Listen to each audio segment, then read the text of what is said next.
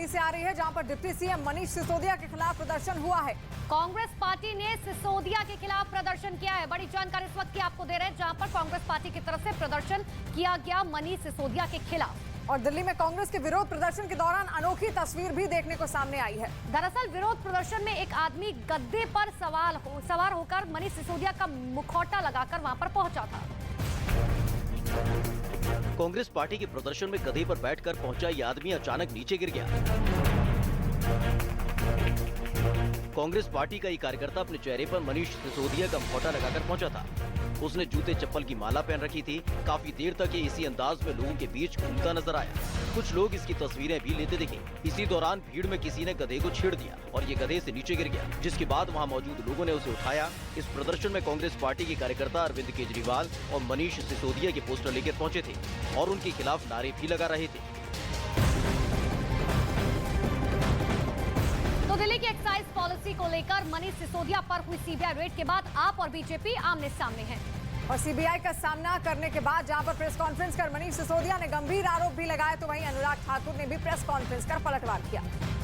तो पलटवार लगातार दोनों पार्टी की तरफ से किया जा रहा है। आम आदमी पार्टी और बीजेपी आमने सामने, लेकिन दिल्ली के उप मुख्यमंत्री मनीष सिसोदिया ने आज एक प्रेस कॉन्फ्रेंस की, जिसमें उन्होंने सीबीआई रेड को लेकर निशाना साधा और गंभीर आरोप भी लगाए।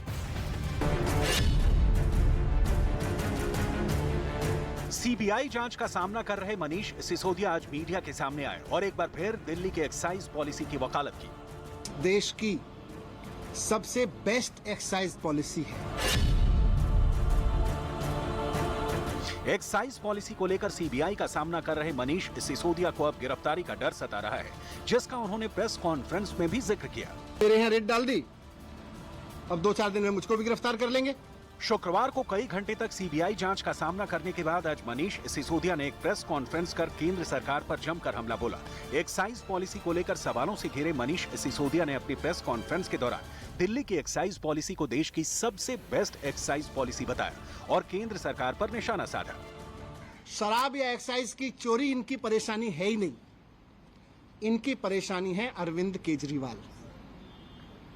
इनकी परेशानी है कि अरविंद केजरीवाल जिस तरह से अब पूरे देश में एक काम करने वाले ईमानदार नेता के रूप में पहचान बनाते जा रहे हैं और पूरे देश के लोग अब उनको पसंद करने लगे, इनकी परेशानी ये है। जहां मनीष सिसोदिया ने प्रेस कॉन्फ्रेंस कर सीबीआई रेड पर निशाना साधा, तो वहीं उनके खिलाफ कांग्रेस ने आज बड़ा प्रदर्शन किया और भ्रष्टाचार के आरोप लगाते हुए मनीष सिसोदिया और मुख्यमंत्री केजरीवाल के खिलाफ नारेबाजी की। और एक्साइज ड्यूटी को लेकर बीजेपी ने आम आदमी पार्टी पर हमला बोला है। दरअसल केंद्रीय मंत्री अनुराग ठाकुर ने प्रेस कॉन्फ्रेंस कर केजरीवाल सरकार और मनीष सिसोदिया से सवाल दागे और कहा कि दिल्ली में आम आदमी पार्टी की सरकार ने भ्रष्टाचार के नए रिकॉर्ड बनाए हैं। भ्रष्ट नेता गली गली मैखाना, और ये मैखाने के भ्रष्टाचार की बू आज देश और दुनिया तक पहुंची है। शराब के घोटाले की बू देश और दुनिया तक पहुंची है। शराब घोटाले के आरोपी नंबर 1 मनीष सिसोदिया जी, लेकिन किंगपिन है अरविंद केजरीवाल जी।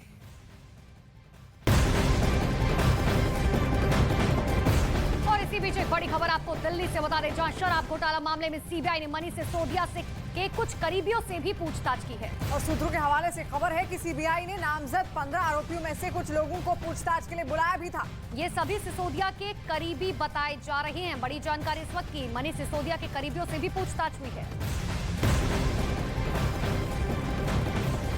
और बड़ी खबर सोमालिया से आ रही है, जहां पर मोगादिशु में हुए आतंकी हमले में 10 लोगों की मौत हो गई है। तो ये सोमालिया के मोगादिशु में आतंकी हमला हुआ था। आतंकी समूह अल शबाब के बंदूकधारियों ने एक होटल पर हमला किया था। हमले में 9 लोग घायल होने की खबर भी सामने आ रही है। तो बड़ी जानकारी इस वक्त की आपको दे रहे हैं। सोमालिया के दरअसल एक होटल में आतंकियों ने हमला किया था और उस होटल को निशाना बनाया था। वही आतंकियों के एक गुट ने होटल में घुसकर फायरिंग भी की। आतंकियों के होटल में घुसने से पहले एक धमाका भी हुआ था।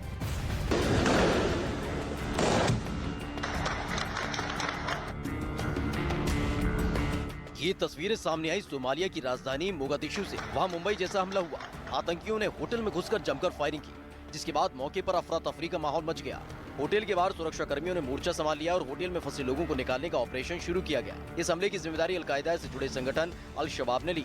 होटल में आतंकियों के घुसने से पहले एक धमाका भी हुआ था और फिर कुछ देर बाद दूसरा धमाका हुआ, जिसमें कुछ सुरक्षाकर्मी समेत कई लोग घायल हो गए। इस हमले के बाद से पूरे शहर में अलर्ट जारी कर दिया गया और सुरक्षा एजेंसियां अलर्ट दिखी।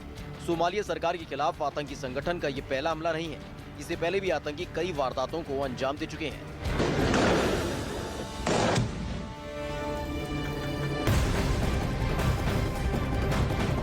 और अब खबर आतंकी संगठन हिजबुल्लाह से जुड़ी हुई, जिसने अपने ट्रेनिंग कैंप को पर्यटन केंद्र में बदल दिया है। और बताया जा रहा है कि नए नए लड़ाकों को आकर्षित करने के लिए हिजबुल्लाह ने ये नया पैंतरा अपनाया है। कोशिश ये की जा रही है कि आखिर किस तरीके से नए जो लड़के आए हैं उनको इस कैंप में भर्ती कराया जाए। ये दरअसल खबर जो है दुनिया को परेशान करने वाली है। और इसी के साथ साथ आतंकवाद की तरफ से नए नए लड़ाकों को आकर्षित करने के लिए नए नए पैंतरे अपनाए जा रहे हैं। यानी कि अब जिहादी टूरिज्म का सहारा लिया जा रहा है।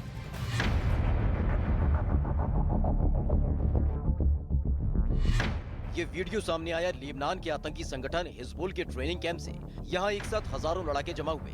इस ट्रेनिंग कैंप में हथियारों की प्रदर्शनी भी लगाई गई थी और नारे भी लगाए जा रहे थे। इस पूरे ट्रेनिंग कैंप को एक जिहादी टूरिज्म सेंटर के रूप में बदला गया, जिसके लिए यहाँ हिजबुल के समर्थक बुलाए गए थे। हजारों समर्थकों की मौजूदगी में एक बड़ी स्क्रीन पर पहले छोटी सी डॉक्यूमेंट्री दिखाई गई और फिर इनके कमांडर हसन नजर अल्लाह का भाषण हुआ, जिसमें कई मुद्दों पर बात हुई। वहाँ मौजूद सभी ने इसे बड़े ही गौर से सुना। इसके साथ ही इस ट्रेनिंग कैंप में लड़ाकों के लिए हथियारों की प्रदर्शनी भी लगाई गई थी, जिसमें अलग अलग हथियारों की नुमाइश की गई थी। इस दौरान जहां तक भी नजर गई वहां सिर्फ और सिर्फ हिजबुल के समर्थक ही नजर आए, जिनके हाथों में झंडे थे।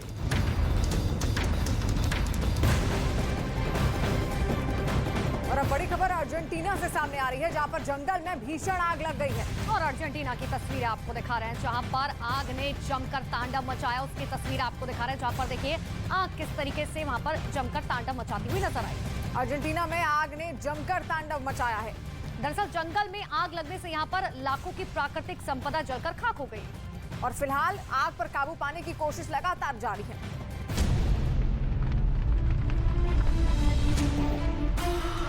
धधकते जंगल और आसमान में काले धुएं का गुबार।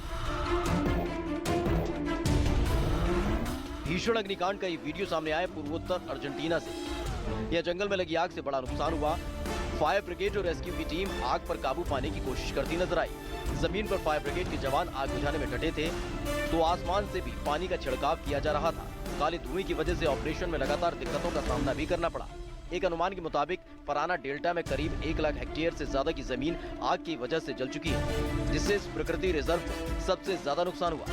आग की इन लपटों से एंट्रे रियोज और सांता फे के प्रांतों में 95,000 हेक्टेयर जमीन को तबाह कर दिया।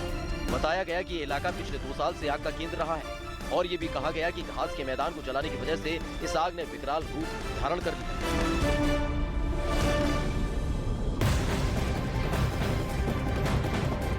और इसी बीच बड़ी खबर आपको स्कॉटलैंड से बता दें, जहां पर ग्लासगो शहर के म्यूजियम ने 7 कलाकृतियों को भारत भेज दिया है। और ये वो कलाकृतियां हैं जो भारत से चुराई गई थी। तो ये कलाकृतियां जल्द ही अपने देश के किसी म्यूजियम की शोभा बढ़ाएंगी और उन्हें संग्रहालय में इन्हें देखने पे गर्व भी होगा। ग्लासगो म्यूजियम ने 7 कलाकृतियों को भारत को वापस लौटा दिया है। और इसी के साथ जो कलाकृतियां भारत को वापस लौटा गया, उनमें एक पारंपरिक तलवार समेत कई ऐतिहासिक वस्तुएं शामिल हैं। दरअसल ये वो चीजें हैं जो भारत से चुरा कर ले जाई गई थी। और कुछ दिनों पहले ही इन कलाकृतियों को भारत को वापस लौटाने के प्रस्ताव पर दस्तखत किए गए। ये कलाकृतियां जल्द ही अपने देश के किसी म्यूजियम की शोभा बढ़ाएंगी और संग्रहालय में इन्हें देखना भी गर्व से कम नहीं होगा। ग्लासगो म्यूजियम ने 7 कलाकृतियों को भारत को वापस लौटा दिया। जो कलाकृतियां भारत को वापस लौटाई गईं, उनमें एक पारंपरिक तलवार समेत कई ऐतिहासिक वस्तुएं शामिल हैं। ये वो चीजें हैं जो भारत से चुरा कर ले जाई गई थी। कुछ दिनों पहले ही इन कलाकृतियों को भारत को वापस लौटाने के प्रस्ताव पर दस्तखत किए गए थे।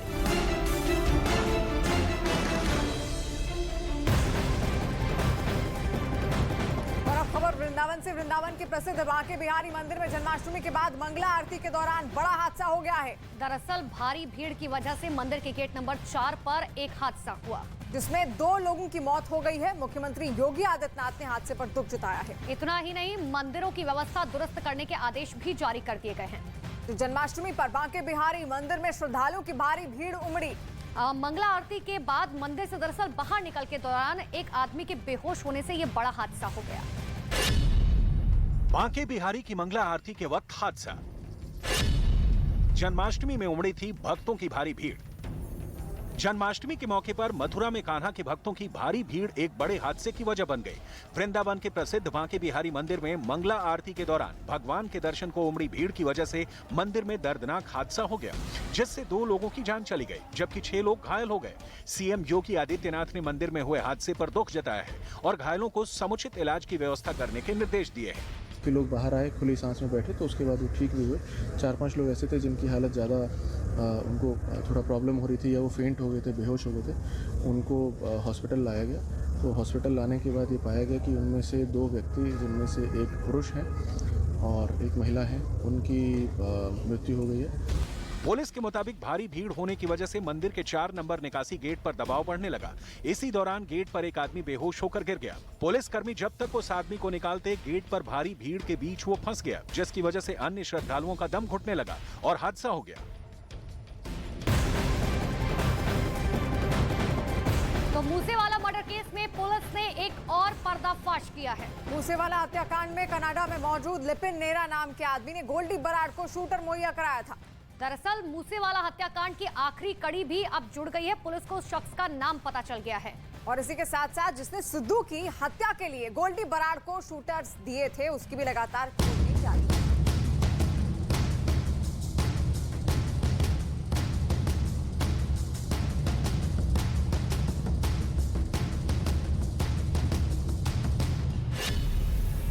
मूसेवाले हत्याकांड के जुड़ गए सारे कनेक्शन।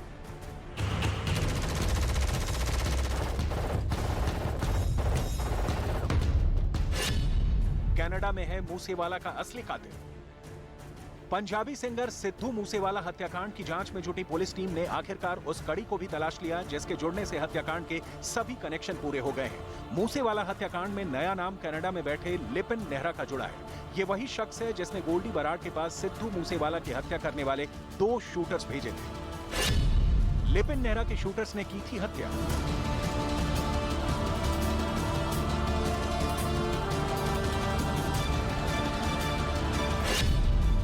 गोल्डी बराड का खासम खास है लिपिन नेहरा। कनाडा में बैठे लिपिन नेहरा ने कुछ दिन पहले अपने हाथ में पंजाब के कुख्यात गैंगस्टर पवन नेहरा का टैटू बनाकर पोस्ट डाली थी। दरअसल गैंगस्टर पवन और लिपिन भाई हैं और गोल्डी बराड के साथ ही लॉरेंस बिश्नोई के खासम खास माने जाते हैं। लिपिन नेहरा का खुलासा मूसेवाला का मर्डर करने वाले आरोपी शूटर कशिश और कुलदीप ने ही किया था, जिसने दिल्ली पुलिस की स्पेशल सेल के सामने मूसेवाला मर्डर केस की एक-एक कड़ी खोलकर रख दी है।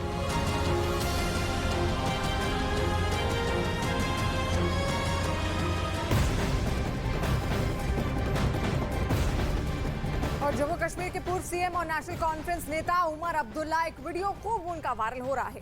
दरअसल वीडियो में उमर अब्दुल्ला अपने पिता के साथ डांस करते हुए नजर आए।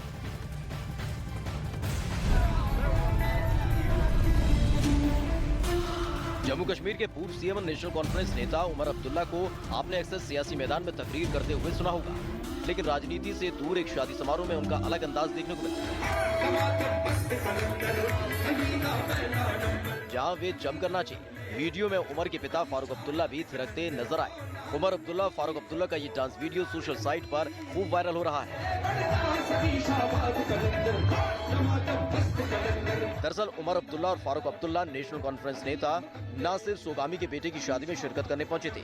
शादी समारोह के दौरान वहां मौजूद मेहमानों ने उमर अब्दुल्ला से नाचने की अपील की, फिर उमर अब्दुल्ला खुद को रोक नहीं पाए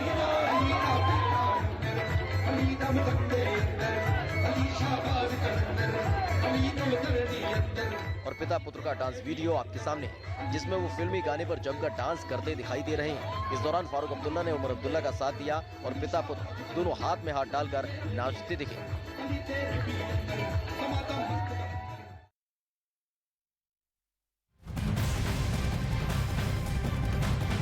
तो टीआरपी की रेस में न्यूज 18 इंडिया से आज तक लगातार पिछड़ता जा रहा है। आपका पसंदीदा न्यूज चैनल न्यूज 18 इंडिया आज तक पर बहुत बड़ी बढ़त बना चुका है। इस हफ्ते की टीआरपी में न्यूज 18 इंडिया को आज तक से 10% ज्यादा दर्शकों ने देखा है। प्राइम टाइम की बात करें तो प्राइम टाइम में न्यूज 18 इंडिया के पास 14% मार्केट शेयर है, जबकि 12.3 मार्केट शेयर के साथ आज तक बहुत ज्यादा पीछे है। प्राइम टाइम की बात करें तो न्यूज 18 इंडिया को आज तक से 13% ज्यादा दर्शकों ने देखा है। दिन की टीआरपी में भी न्यूज 18 इंडिया के आगे आज तक कहीं नहीं टिकता। आज तक से 15% ज्यादा दर्शक न्यूज 18 इंडिया देखते हैं। हमारे दर्शकों का भरोसा हमें लगातार बना।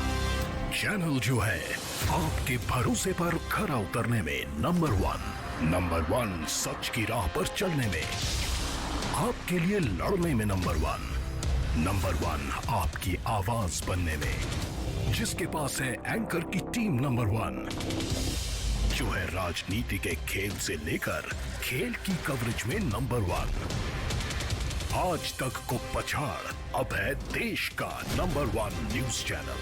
तो देखते रहिए न्यूज 18 इंडिया।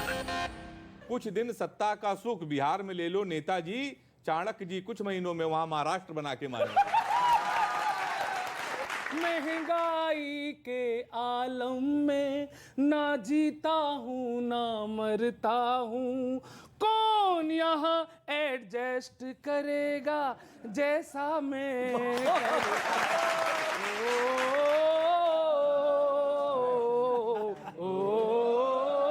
कि राजनीति को फैमिली बिजनेस बना के घमंड से तनना है, योग्यता वोग्यता कुछ नहीं, इनको तो मिर्जापुर का मुन्ना त्रिपाठी बनना है।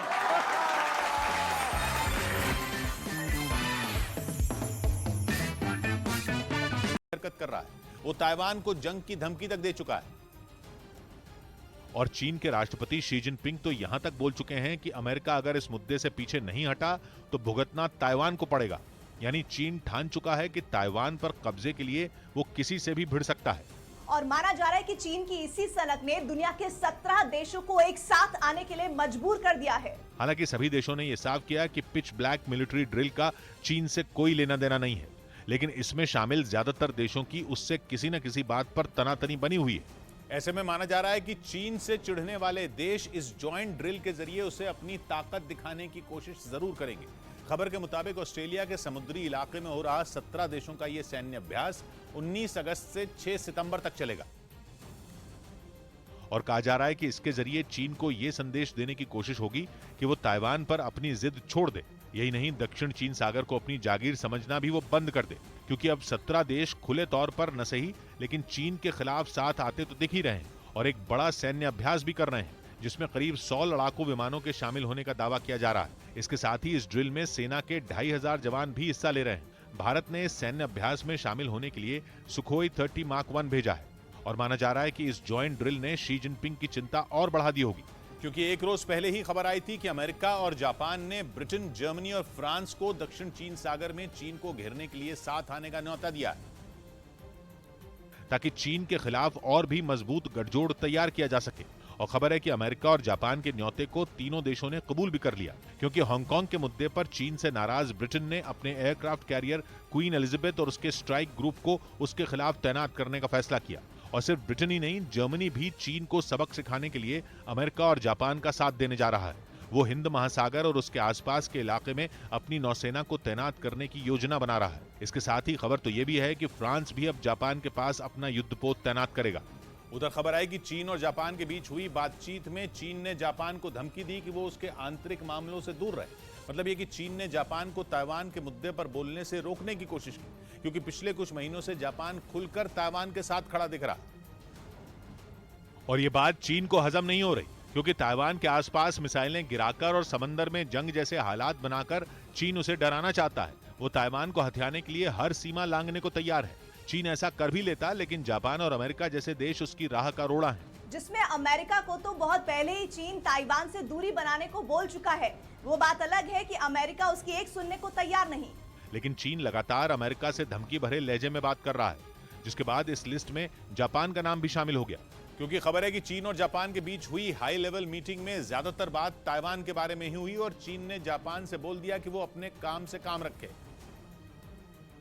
और चीन ताइवान के झगड़े से दूर रहे। चीन और जापान के बीच इस तरह की हाई लेवल मीटिंग करीब 2.5 साल बाद हुई और ये बातचीत करीब 7 घंटे चली, जिसके बाद दोनों देशों ने तय किया कि वो आगे भी इस तरह की बातचीत करते रहेंगे। लेकिन चीन के रुख से साफ है कि ऐसा तभी हो पाएगा जब जापान ताइवान से दूरी बना ले। यानी चीन जापान से बात नहीं कर रहा, बल्कि उसे खुलेआम धमका रहा है और उसे कह रहा है कि वो ताइवान के मुद्दे पर चुप्पी साध ले। क्योंकि अगर उसने ऐसा नहीं किया तो चीन और जापान का रिश्ता सुधरना करीब करीब नामुमकिन है, क्योंकि चीन के तेवरों से जाहिर है कि वो सबसे दुश्मनी ले लेगा, लेकिन ताइवान नहीं छोड़ेगा। रही बात जापान की, तो उससे तो उसकी 90 साल पुरानी दुश्मनी है, जो पेलोसी की ताइवान यात्रा के बाद फिर से सुर्खियों में आ गई थी, क्योंकि खबर आई थी कि चीन ने ताइवान के आसपास जो मिसाइलें दागी थीं, उनमें 5 बैलिस्टिक मिसाइलें जापान के एक्सक्लूसिव इकोनॉमिक जोन में गिरी थी, जिसके बाद जापान बौखला गया था।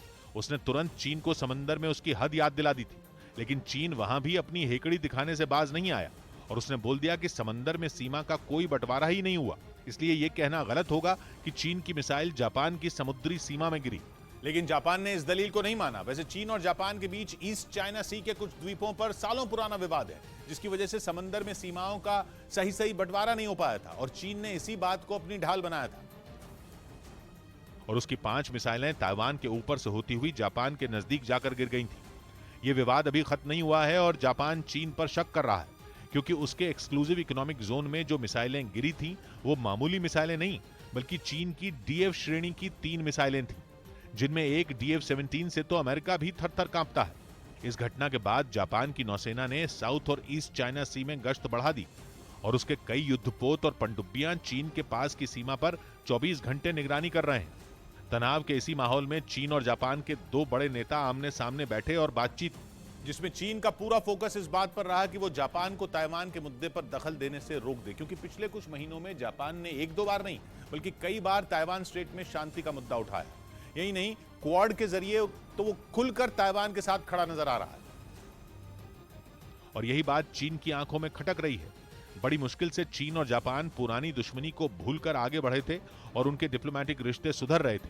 अगले महीने तो दोनों के बेहतर होते संबंधों की 50वीं सालगिरह भी है, लेकिन उस खुशी के मौके पर ग्रहण लग सकता है, क्योंकि जिस ताइवान में चीन की जान बसती है, जापान और अमेरिका उसे उससे छीनना चाहते हैं। या यूं कहें कि वो पर्दे के पीछे से ताइवान को एक स्वतंत्र देश बनाने की कहानी लिख रहे हैं। क्योंकि जब चीन ताइवान को डराने के लिए ड्रिल कर रहा था, जापान की पनडुब्बियां अमेरिकी पनडुब्बियों के साथ मिलकर चीन की जासूसी कर रही थी। जापान की सेना भी अलर्ट मोड पर होने की खबर है।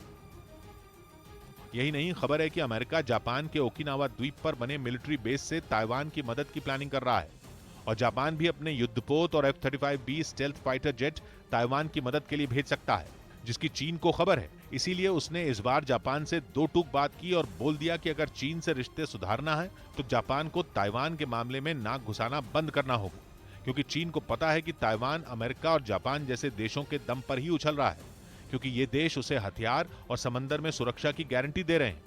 जो चीन को पसंद नहीं, वो ताइवान के आजादी के सपने को सच नहीं होने देना चाहता और सबसे झगड़ा मोल लेकर उसे चीन में शामिल करना चाहता है।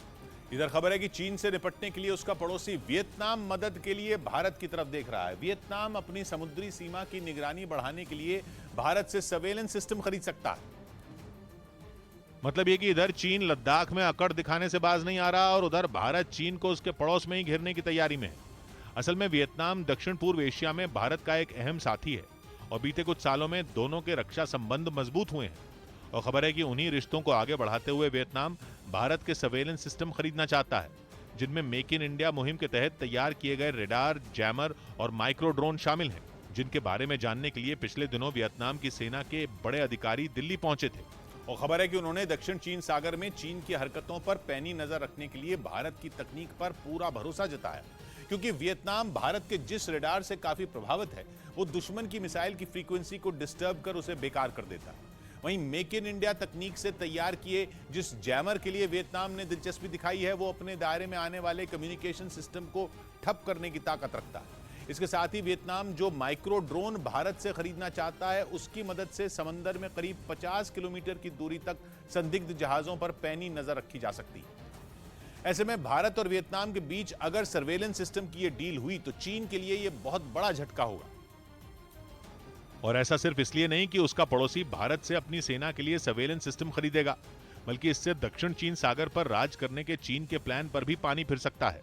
क्योंकि वियतनाम की भी दक्षिण चीन सागर की वजह से वहां मौजूद दूसरे देशों की तरह चीन से ठनी पड़ी है। चीन दक्षिण चीन सागर को अपनी जागीर समझता है और हाल के दिनों में जिस तरह उसकी ताइवान के साथ तनातनी बढ़ी, उससे वियतनाम के भी कान खड़े हो गए और उसने अपनी सीमा पर पैनी नजर रखने के लिए भारत की तकनीक पर भरोसा जताया।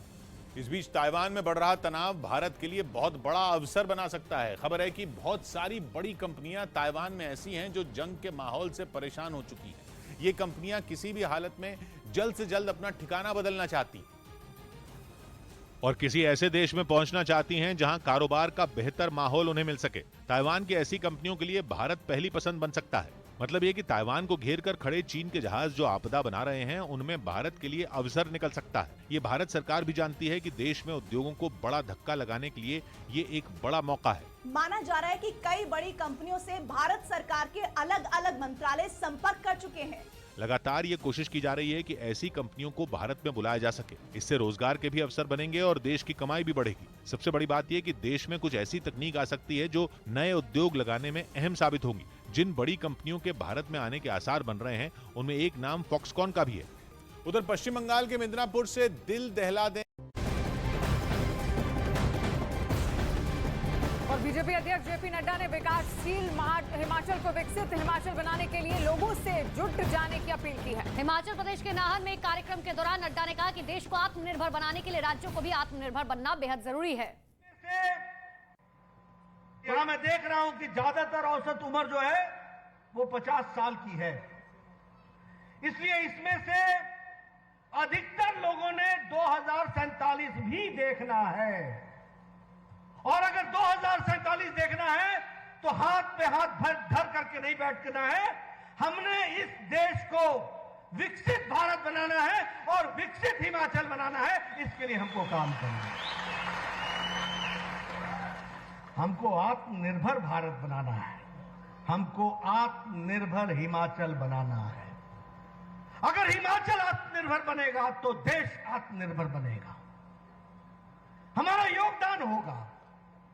और इसीलिए जब अमृत काल में अमृत महोत्सव हम मना रहे हैं तो जो पीछे हमने किया उसके लिए सबका धन्यवाद, लेकिन आगे संकल्प लेकर के चलेंगे और विकसित हिमाचल बनाने में अब कोई कसर नहीं छोड़ेंगे। इस बात का हमको संकल्प लेना है।